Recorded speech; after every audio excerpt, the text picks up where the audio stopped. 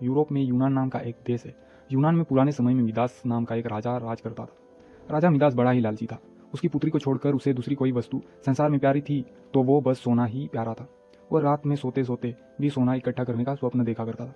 एक दिन राजा मिदास अपने खजाने में बैठा सोने की ईंटें और असरफियां गिन रहा था। अचानक वहां एक देवदूत आया। उसने राजा से कहा, मिदास तुम बहुत धनी हो। मिदास ने मुंह लटकाकर उत्तर दिया, मैं धनी कहाँ हूँ, मेरे पास तो यह बहुत थोड़ा सोना है। देवदूत बोला, तुम्हें इतने सोने से भी संतोष नहीं है, कितना सोना चाहिए तुम्हें? राजा ने कहा, मैं तो चाहता हूँ कि मैं जिस वस्तु को हाथ से स्पर्श करूँ वही सोने की हो जाए। देवदूत हंसा और बोला, अच्छी बात है, कल सवेरे से तुम जिस वस्तु को छुओगे वो सोने की हो जाएगी।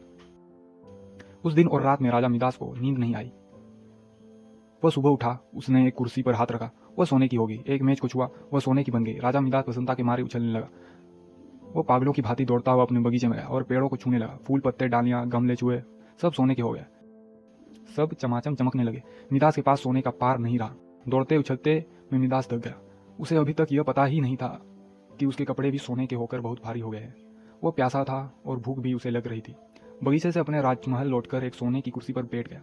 एक नौकर ने उसके आगे भोजन और पानी लाकर रख दिया, लेकिन जैसे ही मिदास ने भोजन को हाथ लगाया वो भोजन सोने का बन गया।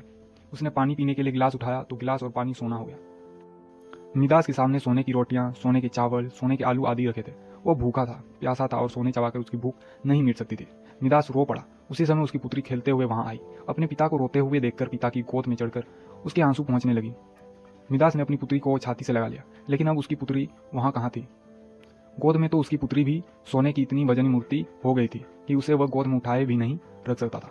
बेचारा मिदास सिर पीट पीट कर रोने लगा। देवता को दया आ गई। वो फिर प्रकट हुआ। उसे देखते ही मिदास उसके पैरों पर गिर गया और गिड़गिड़ाकर प्रार्थना करने लगा, अपना वरदान वापस लौटा लीजिए। देवता ने पूछा, मिदास अब तुम्हें सोना नहीं चाहिए? अब बताओ, एक गिलास पानी मूल्यवान है या सोना? कपड़ा, रोटी मूल्यवान है या सोना? मिदास ने हाथ जोड़कर कहा, मुझे सोना नहीं चाहिए। मैं जान गया हूँ कि मनुष्य को सोना नहीं चाहिए।